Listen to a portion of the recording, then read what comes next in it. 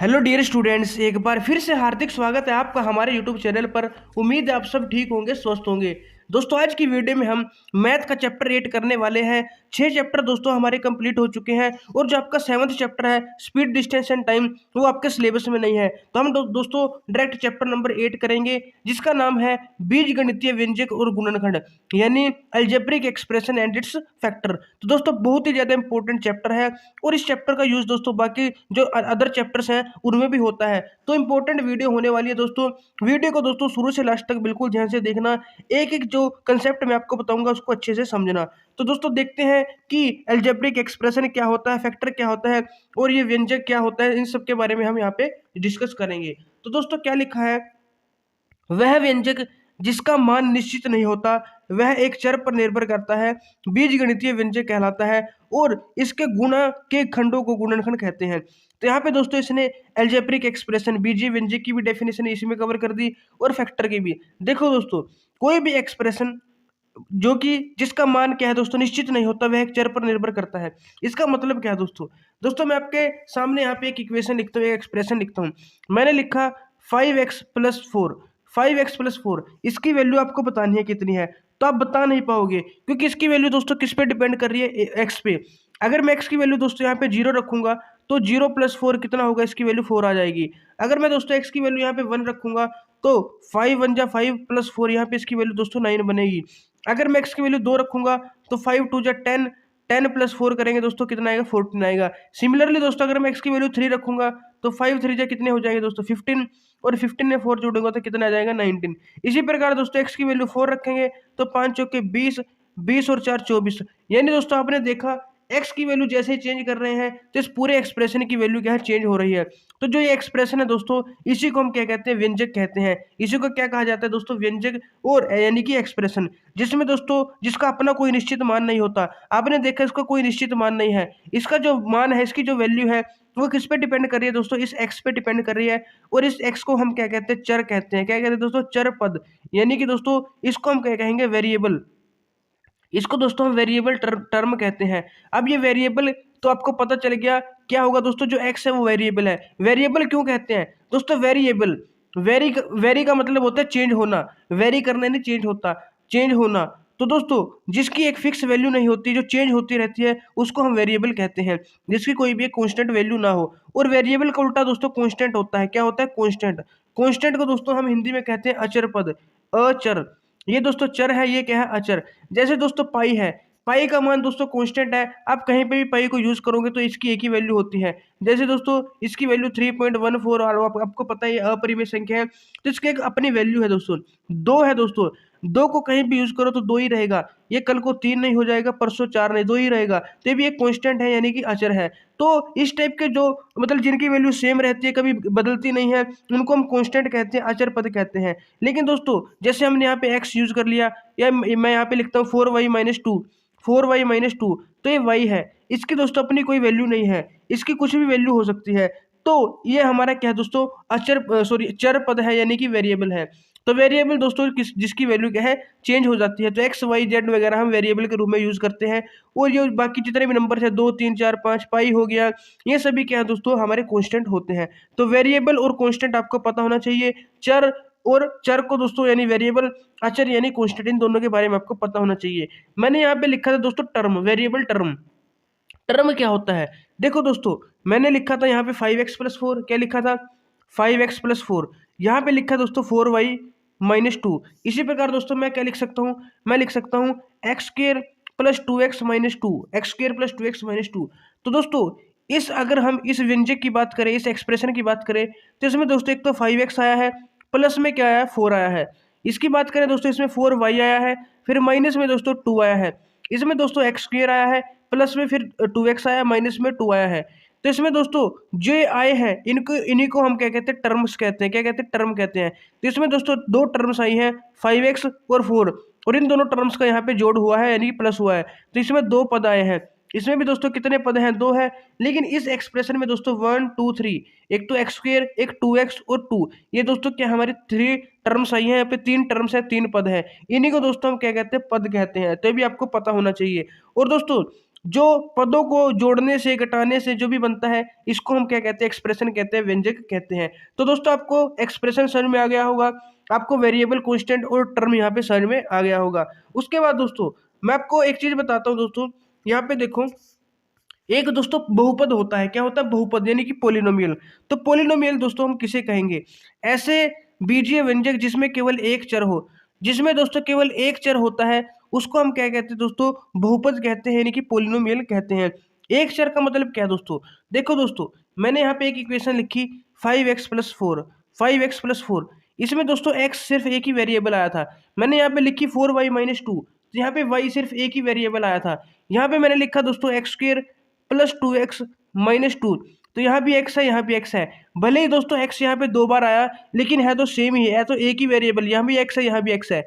लेकिन अगर मैं लिखता हूँ दोस्तों 2x + 3y = 6, 2x + 3y = 6, तो दोस्तों इसमें क्या है, हमारे दो वेरिएबल आ गए, एक तो x और एक y। एक आ गया दोस्तों x, एक आ गया y। तो दोस्तों ये हमारी क्या है, इसमें दो वेरिएबल आ गए, तो इसको हम दोस्तों बहुपद नहीं कहेंगे। बहुपद किसको कहते हैं दोस्तों, जिसमें सिर्फ एक ही क्या है, हमारा वेरिएबल आए। जैसे यहाँ पे दोस्तों x आया है, भले दोस्तों उसकी पावर कुछ भी हो, चाहे मैं यहाँ पे x की पावर 3 और लिख दूं, लेकिन वेरिएबल तो एक ही है दोस्तों, x। तो जिसमें केवल एक ही वेरिएबल होता है दोस्तों उसको हम पोलिनोमियल कहते हैं। अब दोस्तों पोलिनोमियल में भी कुछ टाइप्स होते हैं, तो ये भी आपको समझना होगा। इससे पहले दोस्तों आपको मैं एक बात बता दूं, जैसे मैंने लिखा 5x, ये भी दोस्तों एक एक्सप्रेशन है। मैंने लिखा 3x+2, ये भी दोस्तों एक एक्सप्रेशन है। मैंने लिखा 4x-6, और यहाँ पे कुछ और भी यहाँ पे लिख दिया मैंने, 4y/2 लिख दिया, 3 लिख दिया, ये भी दोस्तों एक एक्सप्रेशन है। लेकिन इनमें फ़र्क क्या है, फ़र्क ये है दोस्तों, ये हमारा क्या है, सिर्फ इसमें सिर्फ एक पद आया है तो इसको हम एक पदी कहते हैं, मोनोमियल कहते हैं। इसमें दोस्तों कितने, दो पद आए हैं तो इसको हम दोस्तों क्या कहेंगे, बाइनोमियल कहेंगे। इसमें दोस्तों तीन पद आए हैं तो इसे हम त्रिपद यानी कि ट्राइनोमियल कहेंगे। तो ये दोस्तों आपको पता होने चाहिए। और उसके बाद दोस्तों जो मैं पोलिनोमियल की बात कर रहा हूँ दोस्तों, पोलिनोमियल के भी दोस्तों टाइप होते हैं। पोलिनोमियल के दोस्तों टाइप होते हैं, यहाँ पे लिखा हुआ है, मैं आपको दिखा देता हूँ दोस्तों। पोलिनोमियल के टाइप होते हैं, सबसे पहला है लीनियर पोलिनोमियल, उसके बाद है क्वाड्रेटिक पोलिनोमियल, उसके बाद है दोस्तों क्यूबिक पोलिनोमियल, रैखिक बहुपद, द्विघात बहुपद और त्रिघातीय बहुपद। तो ये क्या होते हैं दोस्तों, देखो दोस्तों पोलिनोमियल तो आपको पता चल गया, जिसमें क्या है दोस्तों, एक वेरिएबल हो, चाहे वो x हो चाहे वो y हो, उसकी पावर कुछ भी हो सकती है, जितनी मर्जी हो, लेकिन वेरिएबल एक होना चाहिए। अब दोस्तों हम लीनियर की बात करेंगे, किसकी, लीनियर पोलिनोमियल की। लीनियर पोलिनोमियल दोस्तों किसे कहते हैं, इसे हिंदी में क्या कहेंगे दोस्तों, रैखिक रैखिक बहुपद। क्या कहेंगे दोस्तों, रैखिक बहुपद। रैखिक बहुपद किसे कहेंगे दोस्तों, अगर किसी भी पोलिनोमियल में जो वेरिएबल होगा x होगा, उसकी पावर है, जो उसकी पावर है वो कितनी होगी, हाईएस्ट पावर 1 होगी। हाईएस्ट पावर दोस्तों कितनी होगी, 1 होगी, यानी कि उसकी घात कितनी होगी, 1। उस पोलिनोमियल को हम क्या कहेंगे, लीनियर पोलिनोमियल यानी रैखिक बहुपद। जैसे दोस्तों 5x+7, 3x-2, यहाँ पे लिखा दोस्तों 4y-7। तो दोस्तों यहाँ पे जो x आया है वेरिएबल, जो कि क्या है दोस्तों, x अकेले का मतलब x की पावर 1 होती है, क्योंकि x की पावर 1 बराबर x होता है। यहाँ पे दोस्तों x आया है तो इसमें भी पावर कितनी है, 1 है। यहाँ पे अकेला y आया है, इसमें भी पावर कितने, 1 है। तो जिस पोलिनोमियल में वेरिएबल की पावर 1 होगी, जिस पोलिनोमियल में, जिस बहुपद में जो हमारा चर है, वेरिएबल है, उसकी पावर अगर 1 हुई, उसकी घात अगर 1 हुई, तो उसे हम दोस्तों लीनियर पोलिनोमियल कहेंगे। और बात करें दोस्तों यहाँ पे द्विघात पोलिनोमियल की, यानी कि द्विघात बहुपद और क्वाड्रेटिक पोलिनोमियल की, दो घात वाले बहुपदों को द्विघातीय बहुपद कहते हैं। लेकिन दोस्तों अगर हाईएस्ट पावर 2 हुई, हाईएस्ट पावर क्या हुई दोस्तों, हमारी 2 हुई। जैसे दोस्तों मैं यहाँ पे आपको एक लिख के दिखाता हूँ, मैंने लिखा 2x² - 4x + 6, 2x² - 4x + 6। तो दोस्तों यहाँ पे x दो बार आया है, एक बार यहाँ पे, एक बार यहाँ पे, लेकिन यहाँ पे दोस्तों x² है और यहाँ पे अकेला x है। तो हाईएस्ट पावर कितनी है दोस्तों, x की पावर 2 है, हाईएस्ट पावर कितनी है, 2 है। तो जिसमें दोस्तों सबसे ज्यादा वाली पावर 2 होगी, वो हमारा क्या हो जाएगा, द्विघात हो जाएगा। क्या हो जाएगा दोस्तों, द्विघात बहुपद हो जाएगा, जिसको इंग्लिश में हम क्या कहेंगे, क्वाड्रेटिक पोलिनोमियल। तो ये भी आपको याद रखना है। एक और यहाँ पे इसका एग्जांपल देता हूँ दोस्तों आपको, y² - 2y + 3, y² - 2y + 3।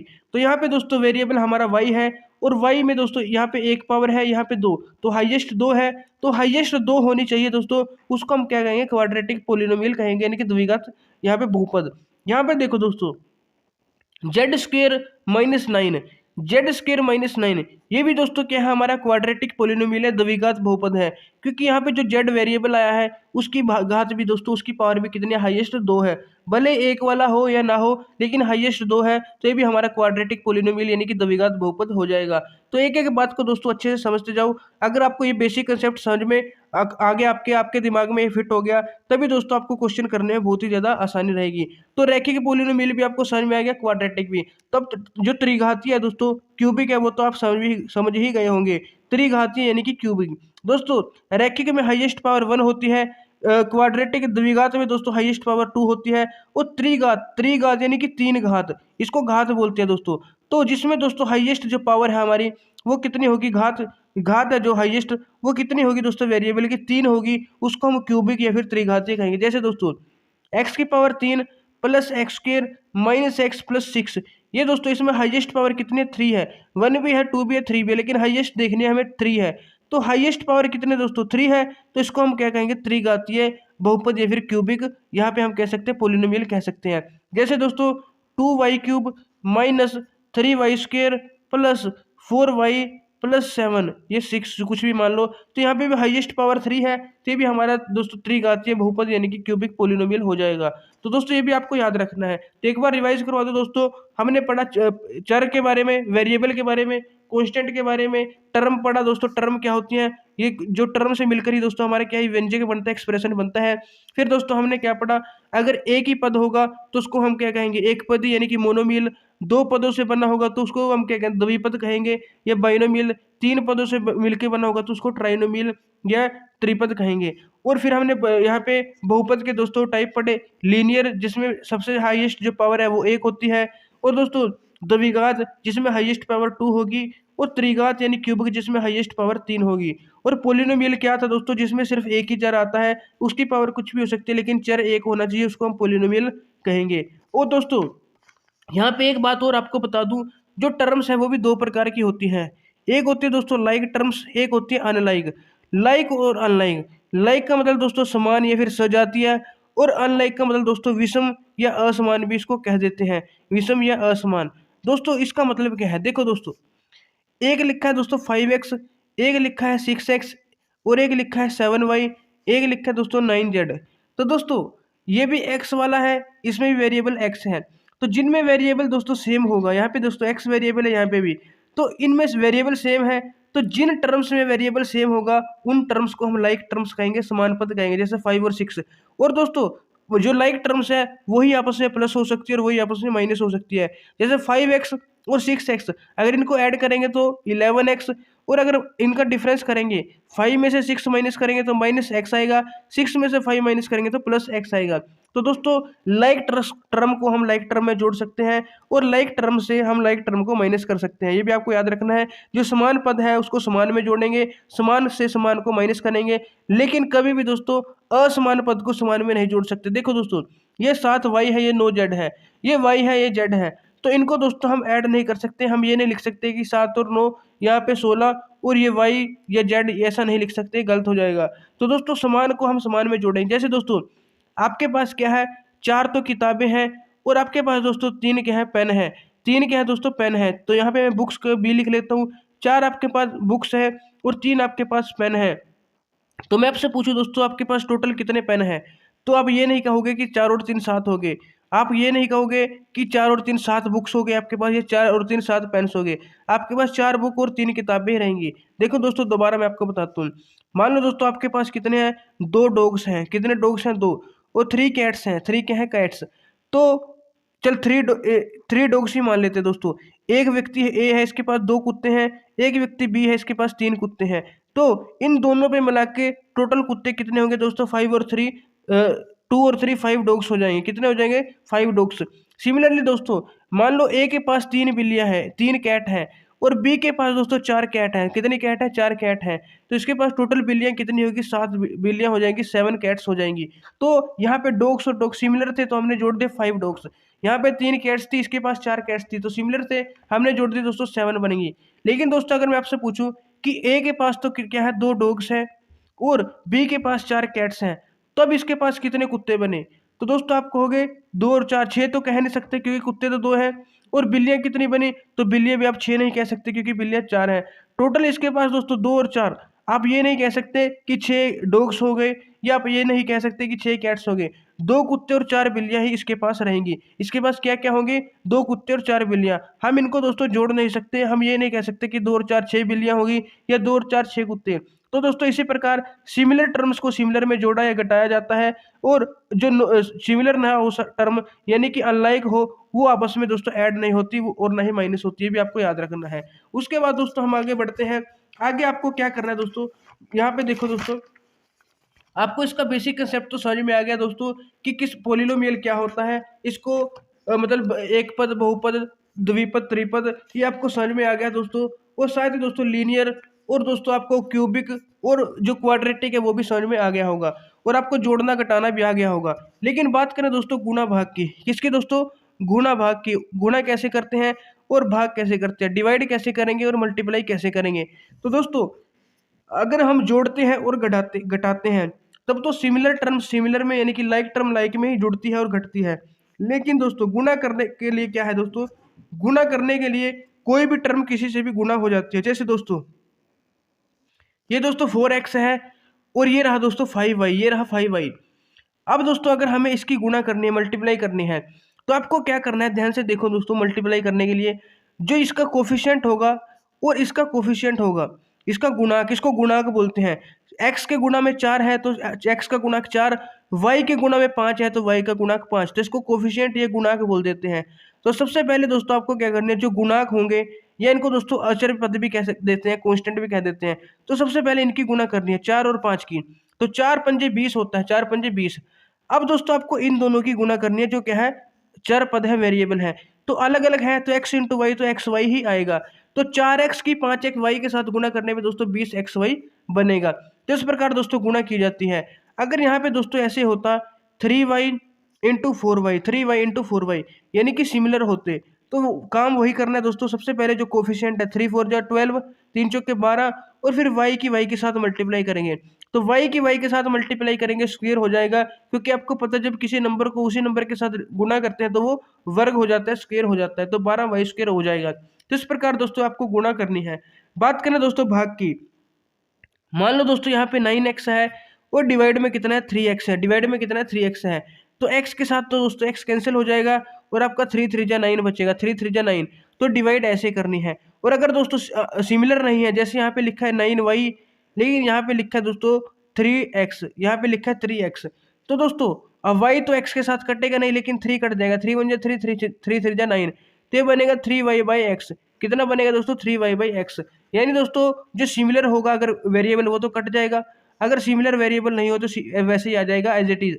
लेकिन जो कोफिशिएंट अगर कटते हो तो उनको काट देना है कॉमन फैक्टर से, अदरवाइज दोस्तों उनको भी सिमिलर ऐसे ही रख देना। जैसे 5y डिवाइड में 4x है, तो ना तो दोस्तों इसके वेरिएबल कटेंगे आपस में क्योंकि अलग अलग है, और दोस्तों ना ही इनमें कोई कॉमन फैक्टर है जिससे हम 5 और 4 को काट सकते हैं। तो सिंपली दोस्तों 5y बाई 4x यहाँ पे आ जाएगा। लेकिन मल्टीप्लाई में दोस्तों जो कोफिशिएंट है उनकी अलग से मल्टीप्लाई हो जाती है, और फिर जो वेरिएबल है उनकी मल्टीप्लाई कर देते हैं और इकट्ठा लिख देते हैं। तो 3y की 4y के साथ गुणा करेंगे तो 12y स्क्वायर आ जाएगा। तो मल्टीप्लाई और डिवीजन भी आपको दोस्तों ध्यान में रखनी है। अब दोस्तों कुछ इंपॉर्टेंट यहाँ पे आइडेंटिटीज दी हुई हैं, जैसे a square minus b square किसके इक्वल होता है, a plus b, a minus b, a plus b का square, a square plus b square plus 2ab, a minus b का square, a square plus b square minus 2ab। तो बहुत सारी identities दी हुई है दोस्तों, ये आपको याद कर लेनी है, लेकिन डायरेक्ट दोस्तों आपको याद नहीं करनी। याद करने से पहले दोस्तों आपको इनको ड्राइव करना है। ड्राइव कैसे करेंगे दोस्तों, यहाँ पे देखो, जैसे ए प्लस बी स्क्वायर है, ए प्लस बी का होल स्क्वायर, इसकी जो आइडेंटिटी है दोस्तों वो किसके इक्वल होती है, a square plus b square plus 2ab। आपको दोस्तों डायरेक्ट इसको याद नहीं करना है, अगर आप याद करोगे तो हो सकता है आप गड़बड़ कर जाओ, क्योंकि टाइम भी बहुत कम बचा है और आप कंफ्यूज हो जाओ। आपको दोस्तों याद करने की जरूरत नहीं, आपको इसको ड्राइव करना है, ऑटोमेटिकली याद हो जाएगी। देखो दोस्तों ए प्लस बी का स्क्वायर है, यानी किसी नंबर का स्क्वायर है, अगर मैं लिखूं दोस्तों एक्स का स्क्वायर, तो आपको पता है एक्स का स्क्वायर यानी कि एक्स इंटू एक्स। जब भी किसी नंबर का स्क्वायर होता है यानी उस नंबर की उसी के साथ मल्टीप्लाई। तो दोस्तों ए प्लस बी का स्क्वायर है, तो क्या मैं इसको ऐसे लिख सकता हूँ दोस्तों, a plus B Guna A plus B, क्योंकि इसका स्क्वायर है तो ए प्लस बी गुना ए प्लस बी लिख सकते हैं। तो ए प्लस बी गुना ए प्लस बी यहाँ पे लिख लेंगे। अब दोस्तों आपको क्या आना चाहिए, मल्टीप्लाई करनी आनी चाहिए। किसी भी एक जो मतलब पोलिनोमियल है या बहुपद है, उसकी मल्टीप्लाई करनी आनी चाहिए दूसरे बहुपद के साथ। तो दोस्तों देखो कैसे करोगे, यहाँ पे आप मल्टीप्लाई भी करना सीख जाओगे।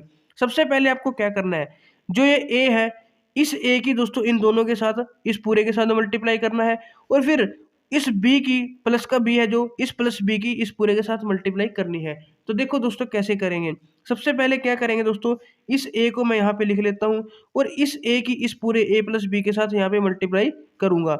उसके बाद प्लस बी, फिर जो प्लस बी है उसकी दोस्तों इस ए प्लस बी के साथ आपको मल्टीप्लाई करनी है। तो एक बार दोबारा बता देता हूँ दोस्तों, ए प्लस बी और इंटू में ए प्लस बी था, ए प्लस बी इंटू में ए प्लस बी।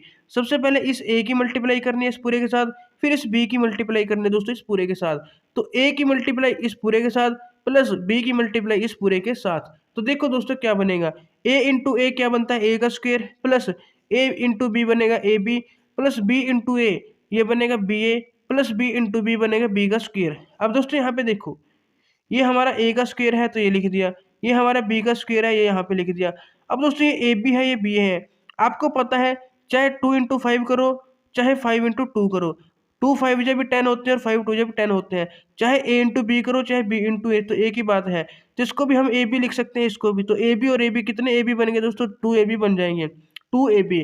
तो कितना बना दोस्तों, a square plus b square plus 2 a b बन गया, a square plus b square 2 a b, तो इसी के इक्वल हो गया दोस्तों। तो इस प्रकार दोस्तों ए प्लस बी का whole square a square plus b square plus 2 a b होता है। सिमिलरली दोस्तों आप जो ए माइनस बी का होल स्क्वायर है, इसको भी दोस्तों यहाँ पे सोल्व कर लेना। सभी आइडेंटिटीज को दोस्तों आप यहाँ पे ड्राइव करके देखना, फिर आपको याद हो जाएगी। इसको दोस्तों हम क्या लिखेंगे, ए माइनस बी का होल स्क्वायर है तो ए माइनस बी इंटू ए माइनस बी, जो कि क्या बनेगा दोस्तों, पहले इस ए की इसके साथ करेंगे ए माइनस बी के साथ, फिर माइनस बी की करेंगे दोस्तों ए माइनस बी के साथ।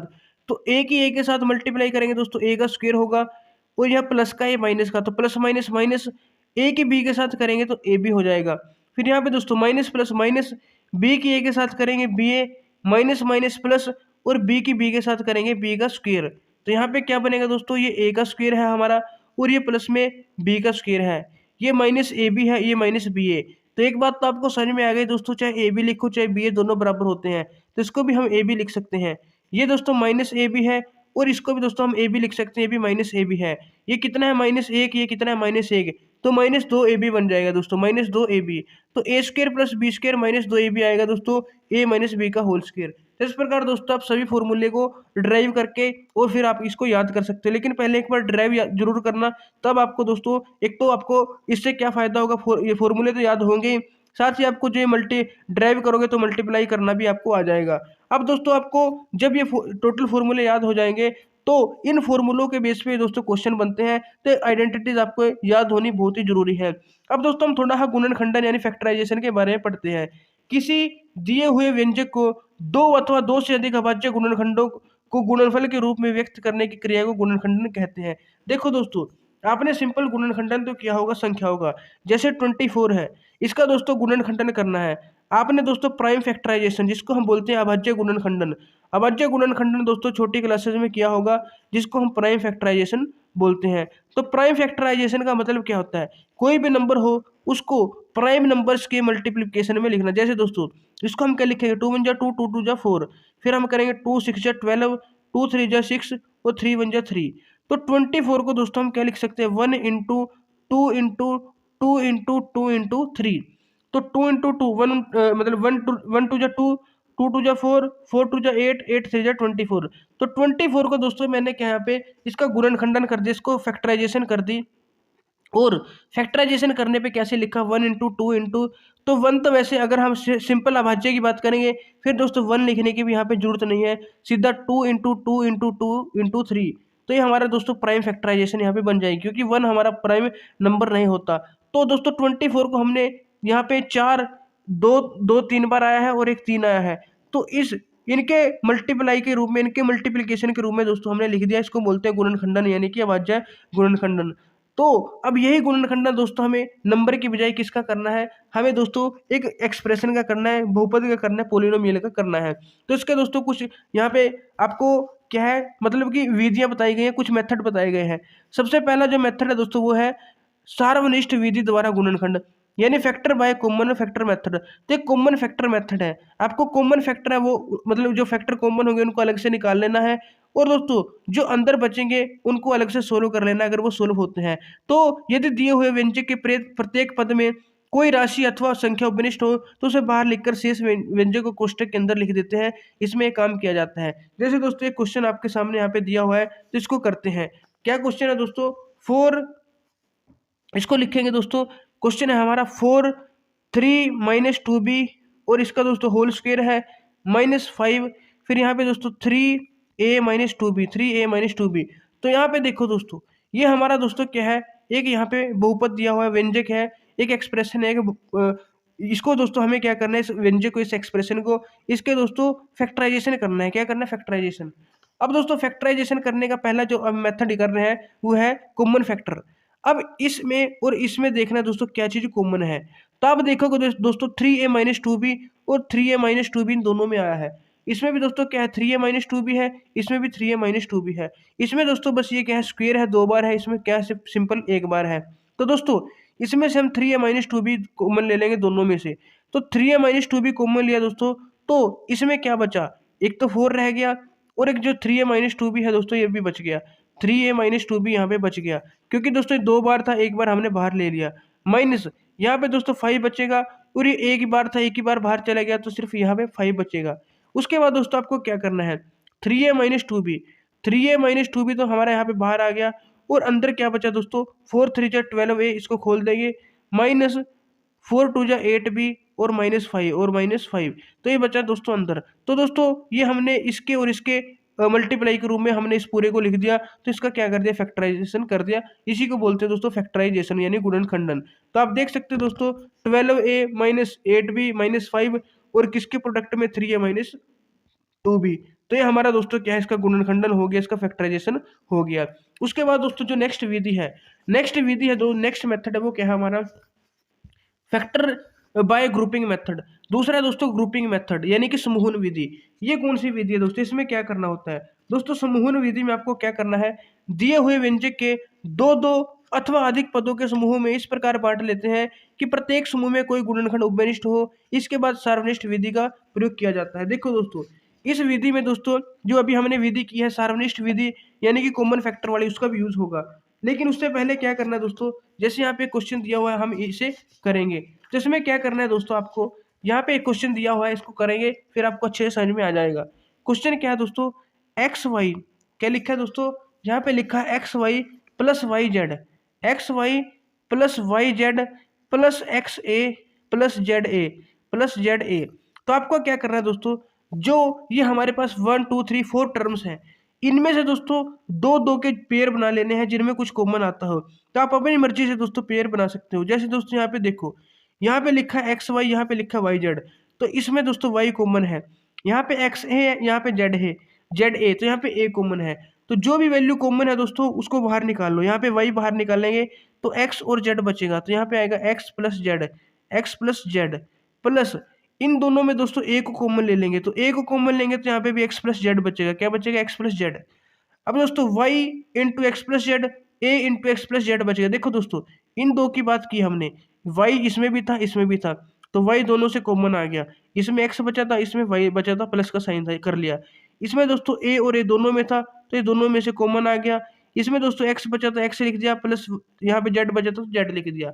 अब दोस्तों अब एक तो ये टर्म बन गई हमारे पास और एक ये टर्म बन गई, इन दोनों में भी दोस्तों अब x प्लस जेड कॉमन आ गया, तब हम इन दोनों में से भी x प्लस जेड को कॉमन ले लेंगे।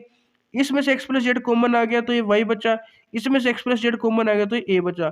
तो दोस्तों x plus z into y plus a, ये हमने दोस्तों इसके मल्टीप्लाई के रूप में इसको लिख दिया, तो इसके दोस्तों क्या हो गया, फैक्टराइजेशन हो गई। इसको ये दोस्तों क्या बोलते हैं, फैक्टराइजेशन। जब हम किसी मल्टीप्लाई के रूप में लिखते हैं किसी भी बड़े पोलिनोमियल को या एक्सप्रेशन को, इसको हम दोस्तों क्या बोलते हैं, फैक्टराइजेशन बोलते हैं। तो इसकी फैक्टराइजेशन होगी। तो दो मेथड तो ये हो गए दोस्तों, पहला कॉमन फैक्टर वाला और दूसरा दोस्तों ग्रुपिंग वाला।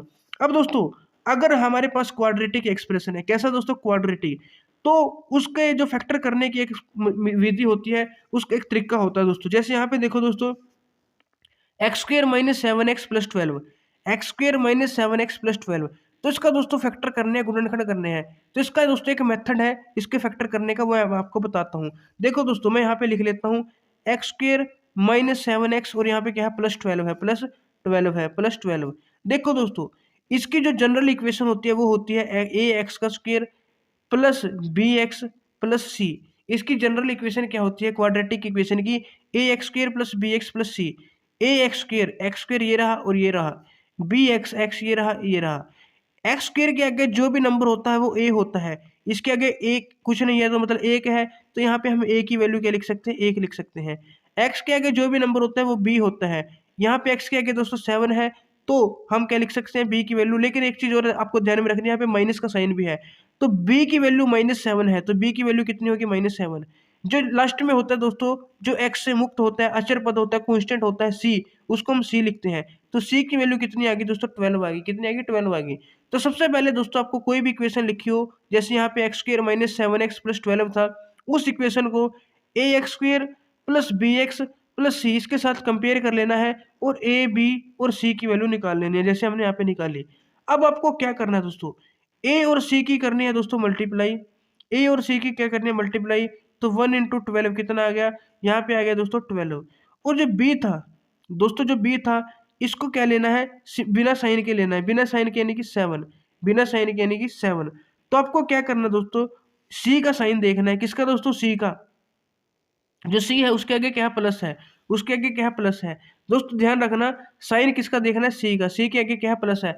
ये बहुत इंपॉर्टेंट है दोस्तों, इसको ध्यान से समझो। सबसे पहला आपने काम क्या किया? जनरल इक्वेशन के साथ कंपेयर करके ए बी सी की वैल्यू निकाली। ए बी सी के वैल्यू निकालने के बाद जो ए और सी है इसकी मल्टीप्लाई करना 12 आ गया, बी को बिना साइन के रखा 7 आ गया, और सी के आगे क्या साइन था? 12 के आगे प्लस था तो वो यहाँ पे रख लिया, तो प्लस का साइन था। तो आपको क्या करना है दोस्तों? दो ऐसे नंबर निकालने हैं पी और क्यू। पी और क्यू दो ऐसे नंबर निकालने हैं जिनको दोस्तों प्लस का साइन है, तो इसका मतलब प्लस करके क्या आना चाहिए दोस्तों? 7 आना चाहिए। प्लस का साइन है, प्लस करके 7 आना चाहिए, और इनकी गुना करके कितना आना चाहिए दोस्तों? 12 आना चाहिए। तो ध्यान से समझो दोस्तों, आपको क्या करना है? ए बी सी की वैल्यू निकालने के बाद ए और सी की वैल्यू मतलब मल्टीप्लाई किया आपने 12, क्या आ गया दोस्तों? 12। तो दो नंबर ऐसे होने चाहिए जिनका मल्टीप्लाई करके 12 आता हो, और बी की वैल्यू आपने 7 निकाली, तो उन दो नंबर की जिनकी मल्टीप्लाई करके 12 आया हो, उन दो नंबर को दोस्तों ऐड करके, ऐड क्यों किया? क्योंकि प्लस के आगे प्लस का साइन था, 12 के आगे सॉरी प्लस का साइन था। अगर 12 के आगे माइनस का साइन होता तो वो माइनस करके 7 आता, लेकिन यहाँ पे दोस्तों प्लस का साइन था तो प्लस करके ये बी वाली संख्या आनी चाहिए। तो देखो दोस्तों इसको कैसे करेंगे। आपको पता है 12 को हम क्या लिख सकते हैं? 1 गुना 12, 12 को हम लिख सकते हैं 2 गुना 6, 12 को हम लिख सकते हैं 3 गुना 4, और फिर 4 गुना 3, 6 गुना 2, 12 के 12। तो 12 का दोस्तों गुणा में इस प्रकार हम लिख सकते हैं। हमें पी और क्यू की वैल्यू मिल गई, पी और क्यू की वैल्यू मिल गई, लेकिन इनमें से वो वाली वैल्यू छांटनी है दोस्तों जिनको ऐड करने पे 7 आता हो। 1 और 12 जोड़ेंगे तो कितना आएगा दोस्तों? 13 आएगा। 2 और 6 जोड़ेंगे तो 8 आएगा। 3 और 4 जोड़ेंगे तो 7। तो 13 और 8 तो नहीं होगा, यहाँ पे 3 और 4 पे 7 मिला। इसका मतलब दोस्तों पी और क्यू की वैल्यू कितनी आएगी? 3 और 4 आएगी। कितनी आएगी? 3 और 4। तो 3 और 4। तो अब दोस्तों आपको क्या करना है? आप ध्यान से समझना। अब आपने 3 और 4 वैल्यू निकाल ली है, यानी आप 7 को क्या लिख सकते हो? 3 और 4 लिख सकते हो। यानी 7x को क्या लिख सकते हो? 3x प्लस 4x लिख सकते हो। तो दोस्तों आपको क्या करना है? X square minus 7x plus 12 था, x square minus 7x plus 12 था, तो एक्स स्क्वेयर माइनस इस 7 की जगह अपने 3 प्लस 4 करना है और प्लस में 12 कर देना है। ये दोस्तों करना बहुत ही जरूरी है। इसके बिना आप अगर तुक्का मारोगे कि 5 और 2 लिख के 1 और 6 लिख के, तो बिल्कुल गलत होगा। तो 3 और 4, 3 चौके 12 भी बन रहा है और 3 और 4 7 भी बन रहा है। इस प्रकार दोस्तों दो लेने हैं कि 3 चौके 12 बने और 3 और 4 7 बने, इस प्रकार आपको लेना है। अब इसको खोल देंगे दोस्तों, तो minus plus minus 3x minus plus minus 4x, और यहाँ पे आ जाएगा प्लस 12। अब बनेंगे दोस्तों इसके फैक्टर। कैसे? अब ये दोस्तों दो ये बन गए, हमारे पास दो ये बन गए। हमें 4 बनाने थे, पहले तो कितने पद थे? 3 थे। अब 4 पद बनाने हैं ताकि इनमें से कुछ कॉमन लिया जाए और इनमें से कुछ। अब इन दोनों में दोस्तों x इसमें भी है इसमें भी है, तो x कॉमन आ जाएगा। एक्स स्क्वायर में से एक x कॉमन आ गया तो एक x बच गया। इस x 3x में से x कॉमन आ गया, सिर्फ 3 बचा, वो भी माइनस का। उसके बाद दोस्तों ये माइनस है ये प्लस है, चलो हम माइनस का कॉमन ले लेते हैं।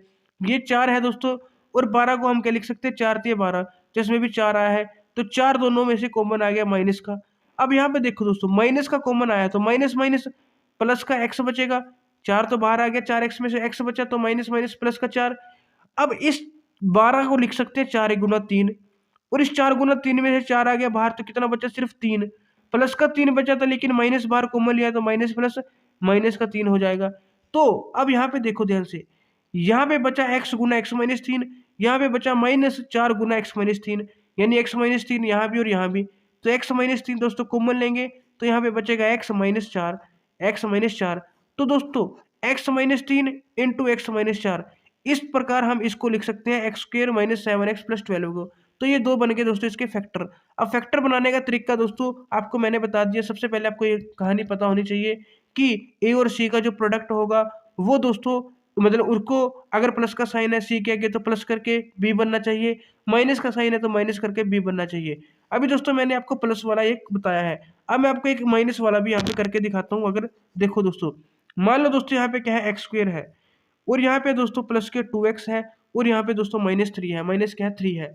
अब यहाँ पे देखो क्या करेंगे दोस्तों, a x square plus b x plus c, यहाँ पे इसको इसके साथ कंपेयर करेंगे। ए की वैल्यू दोस्तों कुछ नहीं होता तो 1 मानी जाती है, बी की वैल्यू प्लस के 2 है, बी की वैल्यू प्लस के 2 है, सी की वैल्यू दोस्तों -3 है। कितना? -3। तो हमें क्या करना दोस्तों, ए और सी की मल्टीप्लाई करनी है। 1 3 या 3 माइनस का है, लेकिन कोई नहीं, आपको बिना विदाउट साइन लिखना है फिलहाल। तो बी की वैल्यू कितनी है? 2 है, बी की वैल्यू कितनी है? 2 है। तो दोस्तों जो ए और सी है, यानी कि आपको दो वैल्यू पी और क्यू निकालनी है। क्या निकालनी है? पी और क्यू ऐसी निकालनी है जिनको मल्टीप्लाई करके 3 आना चाहिए। मल्टीप्लाई करके क्या आना चाहिए? 3 आना चाहिए। तो मल्टीप्लाई करके 3 आना चाहिए और सी का साइन कैसा? माइनस। इनको माइनस करके दोस्तों कितना आना चाहिए? 1 आना, सॉरी 2 आना चाहिए। माइनस करके कितना आना चाहिए? 2 आना चाहिए। देखो दोस्तों, ए बी सी, ए 1 आ गया, बी 2 आ गया, सी -3 आ गया। तो ए और सी करना है दोस्तों विदाउट साइन। तो ए और सी, ए कितना है 1 और ये कितना -3, तो इनकी मल्टीप्लाई करेंगे 3 आएगा, मतलब साइन नहीं लेना, 1 या 3 आ गया। तो आपको दो जो वैल्यू आएंगी उनका प्रोडक्ट भी 3 आएगा। जो ए और सी का प्रोडक्ट आता है वही उन दो वैल्यू का प्रोडक्ट आता है जो हमें चाहिए। और जो ये वी की वैल्यू है, ये बी की वैल्यू दोस्तों या तो इनको प्लस करने पे आएगी या माइनस करने पे। प्लस करने पे कब आती है? जब सी का साइन प्लस होता है, जैसे अभी पिछला किया है। लेकिन यहाँ पे सी के आगे -3 है, यहाँ पे अब की बार ये माइनस करने पे आनी चाहिए। तो माइनस करने पे बी की वैल्यू यानी 2 आनी चाहिए। तो देखो दोस्तों, 3 को हम क्या लिख सकते हैं? 1 3 या 3 लिख सकते हैं, 1 3 या 3 लिख सकते हैं। तो 1 या 3, और दोस्तों 3 में से 1 घटाएंगे 2 भी आएगा, और 3 को 1 के साथ गुना करेंगे 3 भी आएगा। तो यानी कि इस 2 को हम क्या लिख सकते हैं? 3 - 1 लिख सकते हैं। 2 को क्या लिख सकते हैं दोस्तों? 3 - 1, 3 - 1 लिख सकते हैं 2 को। तो इसको इक्वेशन को मैं यहाँ पे लिख लेता हूँ, एक्स स्क्र प्लस 2x - 3। तो एक्स स्क्र, अब 2x को क्या लिख सकते हैं? 1 को क्या लिख सकते हैं? 3 - 2, सॉरी 3 - 1, 2 को क्या लिख सकते हैं? 3 - 1 x - 3। इस 2 की जगह दोस्तों मैंने 3 - 1 यहाँ पे लिख दिया, क्योंकि अभी अभी आपको बताया 3 और 1 की गुना करके 3 भी बन रहा है और 3 में से 1 घटा के 2 भी बन रहा है। तो इसको क्या लिखेंगे दोस्तों? 3 को 3 प्लस और प्लस प्लस, और यहाँ पे बनेगा 3x, फिर प्लस माइनस माइनस और यहाँ पे बनेगा 1x, यानी x - 3 यानी 3। तो 3x - x 2x ही होता है। अब इन दोनों में से कॉमन लेना और इन दोनों में से, इसमें x है इसमें भी x है, तो x कॉमन आएगा दोस्तों, इसमें बचेगा x, यहाँ पे बचेगा +3। यहाँ पे दोस्तों हम -1 कॉमन ले लेंगे। क्या लेंगे? -1, -1 कॉमन लेंगे तो माइनस माइनस प्लस x बचेगा, माइनस प्लस +3 बचेगा। तो -1 कॉमन लेने से यहाँ से x +3 बचा। अब x +3 इसमें भी है और इसमें भी है, तो x +3 दोस्तों कॉमन आएगा दोनों में से। x +3 कॉमन आ गया, यहाँ पे बचा x -1, यहाँ पे बचा x -1। तो x +3 इंटू x -1, ये इसका क्या आ गया दोस्तों? फैक्टर आ गए, x +3 और x -1। तो इस प्रकार दोस्तों आपको फैक्टर निकालने हैं। तो ये था एक तरीका। एक तरीका दोस्तों यहाँ पे क्या दिया हुआ है, यहाँ पे पूर्ण वर्ग विधि। दोस्तों पूर्ण वर्ग विधि क्या है? वैसे ये 10th क्लास में आती है, और इसमें क्या है दोस्तों, आपको देखो मैं आपको एग्जाम्पल से ही समझाता हूँ। एक इक्वेशन दिया है दोस्तों, x square plus 6x plus 5, x square plus 6x plus 5। इस टाइप की इक्वेशन दोस्तों आपको सोल्व करनी आएगी, जो भी विधि बताई है इस मेथड, जो भी मैंने 2 एग्जाम्पल करके दिखाए हैं। लेकिन इसी को सोल्व करने की, इसी को फैक्टर बनाने की एक विधि होती है दोस्तों, परफेक्ट स्क्वायर मेथड, पूर्ण वर्ग विधि। इसमें दोस्तों क्या होता है, ये वाला जो मतलब हमें क्या है, यहाँ पे आइडेंटिटी बनानी होती है। क्या बनानी होती है? आइडेंटिटी। आइडेंटिटी ये कौन सी बनानी होती है दोस्तों? या तो a - b का स्क्वायर बनाना होता है, जो किसके इक्वल होता है? a square plus b square plus 2ab। या यहाँ पे हमें दोस्तों a प्लस बी का स्क्वायर बनाना होता है, जो होता है a square plus b square, sorry ये यहाँ पे चलो प्लस कर लो, और अगर माइनस होगा तो -2ab, प्लस में दोस्तों +2ab, माइनस में -2ab। अब दोस्तों मान के चलो मैं यहाँ पे लिख लेता हूँ x प्लस ए स्क्वायर। तो क्या बनेगा दोस्तों? X square plus a square plus 2ax plus 2ax। Similarly अगर मैं x माइनस ए स्क्वेयर करता हूँ तो x square plus a square minus two x. तो हमें दोस्तों यहाँ पे पूर्ण वर्ग बनाना होता है, एक्स प्लस ए का वर्ग बनाना होता है। अब ये रहा दोस्तों एक्स स्क्वेयर जो कि ये था, और हमें ए स्क्वेयर चाहिए होता है जो कि आएगा, और जो 6x है हमारा 2ax होता है, 2ax होता है। तो आपको सिंपली क्या करना है, देखो दोस्तों, अगर मैं इस वैल्यू को x square plus 6x plus 5 को किसके साथ कंपेयर करूंगा, a x square plus b x plus c के साथ। तो आपको यहाँ पे ए और बी और सी की वैल्यू लिख लेनी है, ए बी सी की। ए कितना है दोस्तों 1 है, बी कितना है 6 है, और सी कितना है 5 है। अब आपको क्या करना है दोस्तों, ध्यान से समझना। अब आपको क्या करना है, जो ये एक्स का स्क्वेयर प्लस 6x प्लस 5 है, अब आपको क्या करना है, बी स्क्वेयर बटे 4 करना है, बी स्क्वेयर बटे 4। तो देखो दोस्तों ध्यान से समझना, बी स्क्वेयर बटे 4 यानी जो बी की वैल्यू है इसका वर्ग करके डिवाइड में 4 कर देना है। तो 6 का वर्ग बटे 4, 6 का वर्ग 36 बटे 4, तो 36 बटे 4 कितना होता है 9, 4 9 में 36। तो जो बी का वर्ग बटे 4 करके वैल्यू आएगी 9, उसको एक बार तो जोड़ना है और एक बार घटाना है, एक बार जोड़ना है एक बार घटाना है। अब ऐसा क्यों किया, देखो दोस्तों, आपको क्या करना है, ये एक्स स्क्वेयर है, ये क्या है एक्स स्क्वेयर है, ये प्लस के 6x है, और जो ये जोड़ी वैल्यू जो जोड़ने वाली है वो यहाँ पे लिख लेनी है, प्लस जो 5 है और माइनस वाली है उसको पीछे रख देना है। तो आपके पास बन गया x square plus 6x plus 9। ये जो बना दोस्तों आपको, यही हमारा पूर्ण वर्ग है, यही हमारा क्या पूर्ण वर्ग है। कैसे है देखो दोस्तों, x प्लस, अगर यहाँ पे 6x के प्लस हुआ तो प्लस, माइनस हुआ तो माइनस, x प्लस 3, इसका अगर आप स्क्वेयर करोगे दोस्तों तो यही वैल्यू मिलेगी, यही वैल्यू मिलेगी। देखो दोस्तों करके देखो, x प्लस 3 का स्क्वेयर, सबसे पहले x का स्क्वेयर करेंगे प्लस, फिर 3 का स्क्वेयर करेंगे 9, फिर 2ax, तो 2 3 जा 6, देखो 2 इंटू ए यानी x इंटू 3, तो 2x, और 2 3 जा 6x, तो प्लस के 6x। तो यही तो है दोस्तों, एक्स स्क्वेयर प्लस यहाँ पे 9 भी है 6x भी है, तो ये हमारा दोस्तों x प्लस 3 का स्क्वेयर होता है। तो ये हमारा पूर्ण वर्ग बन गया। अब इसको अलग से सोल्व कर लो, 5 में से 9 माइनस करेंगे, -4 आएगा, कितना आएगा -4। तो ये बन गया दोस्तों इतना, x प्लस 3 का स्क्वेयर -4, एक्स प्लस 3 का स्क्वेयर -4। इसको दोस्तों आगे सोल्व करते हैं, x प्लस 3 का स्क्वेयर -4। तो आगे कैसे सोल्व करेंगे दोस्तों, देखो आगे इसको कैसे सोल्व करेंगे। हमारा क्या बना था दोस्तों, x प्लस 3 का स्क्वेयर और -4 और -4। अब इसको दोस्तों बिल्कुल ध्यान से समझना, यहाँ पे एक आइडेंटिटी यहाँ पे और यूज होगी, एक आइडेंटिटी और यूज होगी। सबसे पहले दोस्तों आपको जितनी भी आइडेंटिटीज है वो याद कर लेनी है। देखो दोस्तों कौन सी आइडेंटिटी हमारी यहाँ पे अभी यूज होगी। दोस्तों 4 है जो, वो क्या होता है 2 का स्क्वेयर होता है, किसका स्क्वेयर होता है 2 का। तो क्या मैं लिख सकता हूँ एक्स प्लस 3 का स्क्वेयर -2 का स्क्वेयर, एक्स प्लस 3 का स्क्वेयर -2 का स्क्वेयर। तो दोस्तों इसका स्क्वेयर है माइनस किसी एक और नंबर का स्क्वेयर है, यानी यहाँ पे क्या लिखा है ए का स्क्वेयर माइनस बी का स्क्वेयर, पहले किसी नंबर का स्क्वेयर फिर माइनस दूसरे नंबर का स्क्वेयर।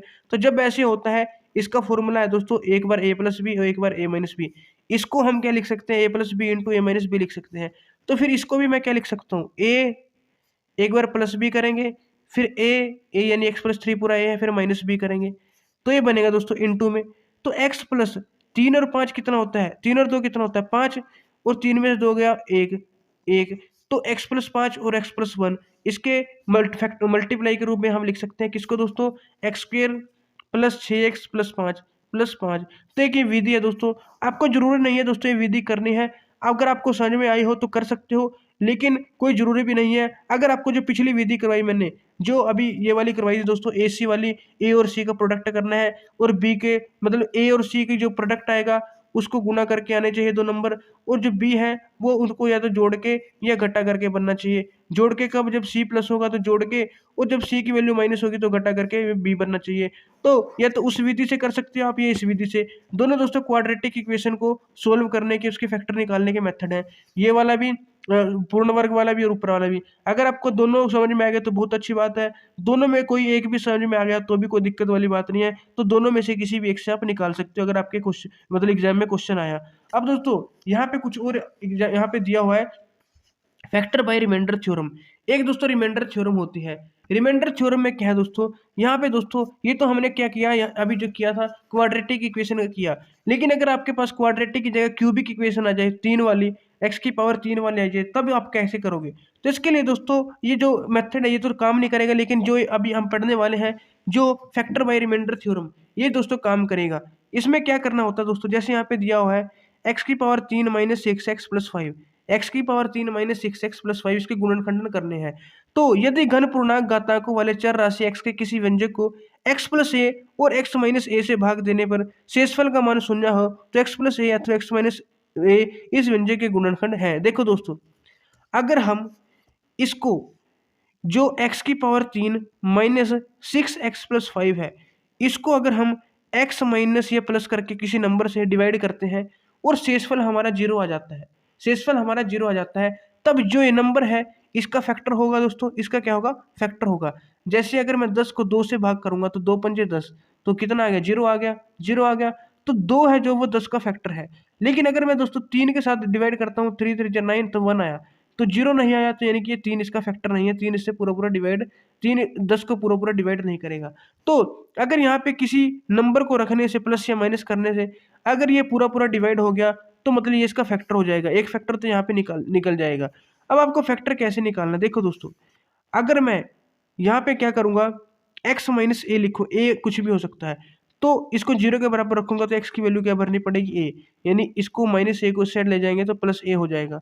और अगर मैं यहाँ पे x प्लस ए रखता हूँ और इसको जीरो के इक्वल करूंगा तो a इस साइड जाके माइनस का हो जाएगा, यानी x माइनस ए का मतलब होता है x की वैल्यू a, और x प्लस ए का वैल्यू प्लस ए का मतलब होता है x की वैल्यू माइनस ए। कहने का मतलब क्या है दोस्तों, अगर मैं x माइनस ए के साथ इसको x माइनस 1 के साथ इसको डिवाइड करूंगा तो यानी कि x की वैल्यू मुझे यहाँ पे 1 भरनी पड़ेगी।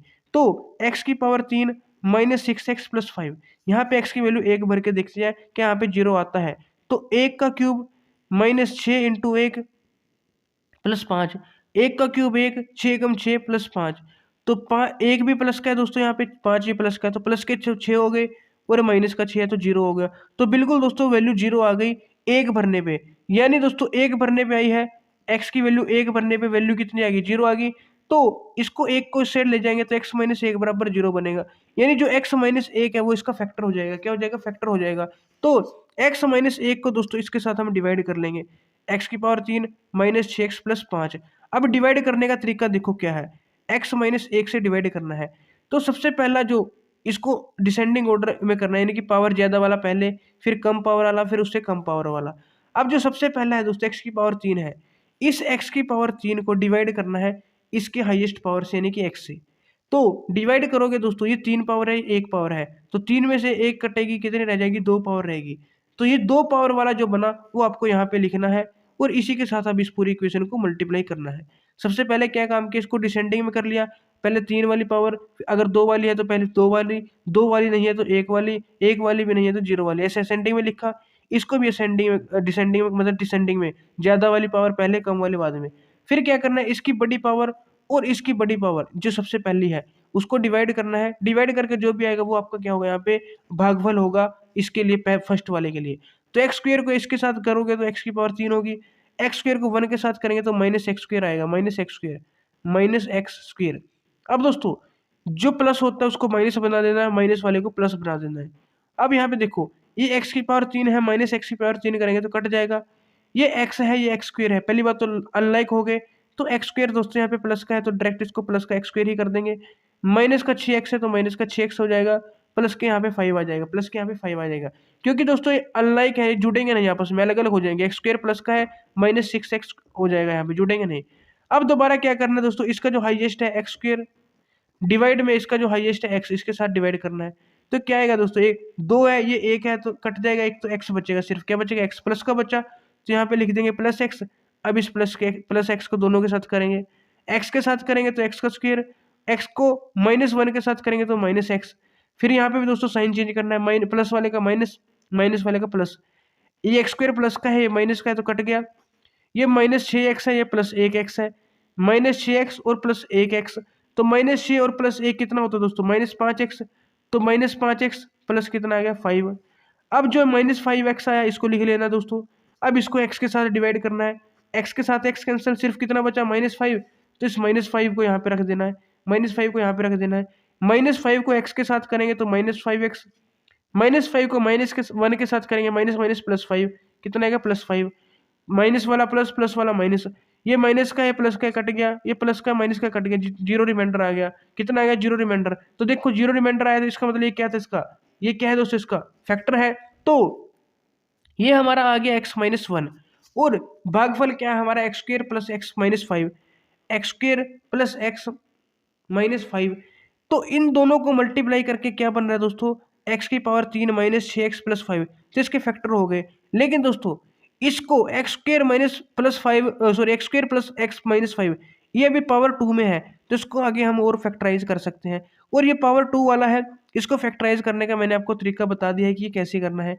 ए बी सी के तरीके से x square plus x minus five अगर ये हो पाता है तो आपको क्या करना है, यहाँ पे a x square plus b x plus c करना है। इसके आगे एक है, कुछ भी नहीं है तो एक होता है, कुछ भी नहीं है तो एक होता है, और यहाँ पे सी तो माइनस फाइव है। तो ए और सी की आप मल्टीप्लाई करोगे, ए और सी की, एक और पाँच की, एक और पाँच की मल्टीप्लाई करोगे तो पाँच आएगा। बी की वैल्यू कितनी है, यहाँ पे एक है। देखो दोस्तों ए की वैल्यू भी एक, बी की वैल्यू भी एक, सी की वैल्यू कितनी आई माइनस पाँच। ए और सी की मल्टीप्लाई करनी है, वैसे तो माइनस पाँच आएगा लेकिन विदाउट साइन कितना आएगा, फाइव। बी की वैल्यू दोस्तों कितनी है, वन है। तो साइन से तो ये पता चलेगा माइनस करनी है प्लस, तो माइनस करके एक आना चाहिए, माइनस करके क्या आना चाहिए दोस्तों, एक आना चाहिए। यानी पी और क्यू की मल्टीप्लाई करेंगे तो पाँच, माइनस करेंगे तो एक। अब एक और पाँच को क्या लिख सकते, पाँच को क्या लिख सकते हैं, एक इंटू पाँच लिख सकते हैं। तो एक इंटू पाँच, तो यहाँ पे दोस्तों पाँच में से एक माइनस करेंगे, चार आएगा। कितना आएगा, चार आएगा। तो ये तो बात बनेगी नहीं। तो जब अगर सोल्व हो पाता है तो करना है, अगर नहीं होता तो सिंपल यहाँ पे लिख देना है। तो यही दोस्तों इसका क्या हो जाएगा, फैक्टर हो जाएगा, x minus one into x square plus x minus five. अगर आगे सोल्व होता है तो कर देना, अदरवाइज यहीं तक हम लिख देंगे। यही दोस्तों इसका क्या फैक्टर हो जाएगा, x minus one into x square plus x minus five. तो मेन आपको दोस्तों जो डिवाइड किया है आपको समझ में आना चाहिए कि कैसे डिवाइड करते हैं। तो दोस्तों इस प्रकार आपको यहाँ पे फैक्टर निकालना है। और अगर दोस्तों आप यहाँ पे तो हमने क्या किया, यहाँ पे क्या किया हमने, जो क्यूबिक थी इसको सिर्फ सिंगल रैखिक से किया डिवाइड, यानी क्यूबिक पोलिनोमियल को लीनियर पोलिनोमियल से डिवाइड किया, यानी जो त्रिघातीय था उसको रैखिक से किया। इसी प्रकार दोस्तों हम जो त्रिघातीय है उसको द्विघात से भी कर सकते हैं, यानी कि जो हमारा द्विघात है बाइनोमियल है उससे भी कर सकते हैं, या हम कह सकते हैं क्वाड्रेटिक है उससे भी कर सकते हैं, तो उससे भी कर सकते हैं इसको डिवाइड। तो अलग अलग दोस्तों यहाँ पे मेथड है। अगर आपको जो ये करना आ गया दोस्तों, डिवाइड करना आ गया फर्स्ट वाला, तो सेकंड वाला भी इसी प्रकार करना है, इजी है। जो पहले वाला होता है इसको दोस्तों डिवाइड करना होता है इससे, तो वहां से आपको ये मिलेगा, भागफल मिलेगा, फिर इसकी मल्टीप्लाई कर देनी है। फिर दोस्तों जो भी आएगा एक्स स्क्र बचा, एक्स स्क्र को एक्स के साथ डिवाइड करेंगे, एक्स यहाँ पे लिख देना है, फिर x into x, x square x one के साथ करेंगे, एक्स आएगा। इसको काट के जो भी बचा माइनस फाइव एक्स को एक्स के साथ डिवाइड करोगे, x x cancel, minus five यहाँ पे लिख देना है। इसको पूरे के साथ मल्टीप्लाई करके जो भी आएगा काट के जीरो। तो इजी है दोस्तों, आप बार बार प्रैक्टिस करोगे तो आपको आ जाएगा। तो ये हमारा दोस्तों पूरा चैप्टर था, बेसिक कंसेप्ट इस चैप्टर का। हमने यहाँ पे अलजेब्रिक एक्सप्रेशन के बारे में पढ़ा कि क्या होता है, पोलिनोमियल क्या होता है, एक पद द्विपद बहुपद पढ़ा दोस्तों, त्रिपद पढ़ा, रैखिक पढ़ा, द्विघात पढ़ा, त्रिघातीय पढ़ा, लीनियर क्वाड्रेटिक क्यूबिक पढ़ा। इसकी कुछ दोस्तों आइडेंटिटीज है यहाँ पे, इसको आपको याद कर लेना है ड्राइव करके। गुणन खंडन की विधियां पढ़ी दोस्तों, और ये हमें डिवाइड करना यहाँ पे सीखा। तो ये हमारा पूरा कंसेप्ट था दोस्तों। अगर कुछ टॉपिक जो आपको ना समझ में आया हो तो आप हमें कमेंट करके पूछ सकते हैं, हम उसको दोस्तों आपको दोबारा बताने की ट्राई करेंगे। और लेकिन फिर भी दोस्तों अगर आपको समझ में नहीं आया है तो एक बार और दोस्तों आप इस वीडियो को देख लेना, आपको समझ में आ जाएगा। लेकिन फिर भी बार बार देखने पर भी आपको समझ में नहीं आता है तो आप हमें कमेंट करके पूछ सकते हैं व्हाट्सएप पे, टेलीग्राम पे। और दोस्तों वीडियो से अगर कुछ भी सीखने को मिला हो तो प्लीज़ इसे लाइक शेयर जरूर करना। मिलते हैं आपको एक और नई वीडियो में, तब तक के लिए हमारे साथ जुड़ रहिएगा। अगर आपने चैनल को सब्सक्राइब नहीं किया है तो चैनल को सब्सक्राइब करके बेल आइकन जरूर प्रेस कर देना दोस्तों। तो मिलते हैं दोस्तों, जय हिंद, जय भारत, जय नवोदय।